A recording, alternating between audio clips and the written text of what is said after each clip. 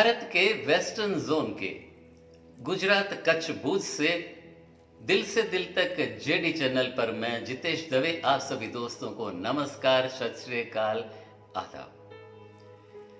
आज का content YouTube पर आपको देखने को मिलेगा सबसे पहली बार दिल से दिल तक जेडी यानी हमारे इस चैनल पर। ज्यादा से ज्यादा हम ऐसा ही कंटेंट आपके लिए लाने की कोशिश करते हैं कि कुछ ऐसी हकीकतें आपके लिए हम रख सकें फिल्म संगीत के बारे में, हिंदुस्तानी संगीत के बारे में। लेकिन आज का स्पेशल नया कंटेंट, आज की स्टोरी आपके लिए रखें YouTube पर सबसे पहली बार।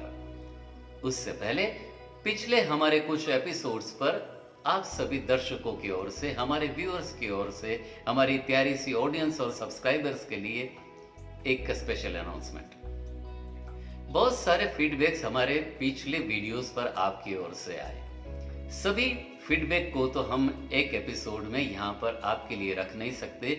हमारे पिछले एक एपिसोड पर जिसमें हमने कंटेंट बनाया था रफी साहब के चेहरे पर दिखती एक रूहानी मुस्कान, उस एपिसोड पर हमने दिखाया था कि जब रफी साहब का 1980 में इंतकाल हो जाता है, तब उनके फ्यूनरल पर उनके आखिरी दर्शन के लिए 10,000 के आसपास उनके फैंस वहां पर मौजूद हुए थे। उस फैक्स के संदर्भ में कुछ 2 या 4 कमेंट्स हमें ऐसे मिले हैं। उन लोगों ने कहा कि उस जगह पर फ्यूनरल पर रफी साहब के आखिरी दर्शन पर 10,000 नहीं बल्कि 1 लाख से ज्यादा फैंस वहां पर मौजूद हुए हैं। दोस्तों, हम ज्यादा से ज्यादा यही कोशिश करते हैं कि सच आपके सामने रखा जाए, तो उसी कंटेंट के और उसी कमेंट के जवाब में आपको बताएं कि देखें सोशल मीडिया पर और पब्लिक प्लेटफॉर्म पर यही फैक्ट है कि उस जगह पर 10,000 के आसपास रफी साहब के फैंस मौजूद थे। हो सकता है दोस्तों किसी जगह पर हमारी पेशकश में गलती भी हो सकती है, क्योंकि हम कभी स्क्रिप्टेड वीडियो नहीं बनाते हैं, तो ये जो फैक्ट हमने दी वो सत्य थी।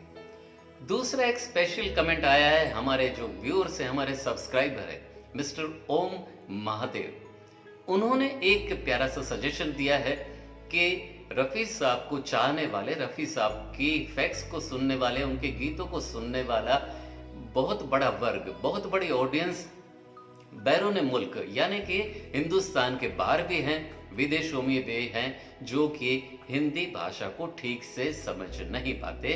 तो हो सके तो अपने वीडियो में आप सबटाइटल्स वगैरह दिया करें। आपका सूचन हमने नोट किया है दोस्तों। बताते चले कि कुछ ही हफ्तों के बाद हमारे वीडियोस पर आपको इंग्लिश सबटाइटल्स भी मिल जाया करेंगे, ये हमारा रहा वादा। आइए दोस्तों शुरू करते हैं आज का स्पेशल एपिसोड विद दिल से दिल तक JD channel. No scripted video, no fact story, only facts. साल 1972 में कमाल अमरोही साहब की एक फिल्म आई थी। फिल्म का नाम था पाकीज़ा। पाकीज़ा फिल्म के सारे गीत बेहद ही पॉपुलर रहे और पाकीज़ा फिल्म का संगीत दिया था गुलाम मोहम्मद साहब और नौशाद साहब ने। 1972 में रिलीज हुई पाकीज़ा फिल्म के सारे गाने गुलाम मोहम्मद साहब ने बनाए थे, लेकिन गुलाम मोहम्मद साहब जिनका 1968 में इंतकाल हो गया, उनका निधन हो गया, तो पाकीज़ा फिल्म का पूरा बैकग्राउंड म्यूजिक नौशाद साहब ने बनाया। आज की स्पेशल स्टोरी इसी कंटेंट पर है। फिल्म पाकीज़ा का बेहद ही पॉपुलर सीन, जिसके बदौलत राजकुमार साहब की एक अलग पहचान बनी, फिल्म का सीन था जिसमें राजकुमार साहब ट्रेन के कंपार्टमेंट में अचानक चले आते हैं। कंपार्टमेंट में मीना कुमारी जी सोई हुई हैं, उनकी पायल खनक उठती है और उनकी पायल उनके साथ बातें करने लगती है।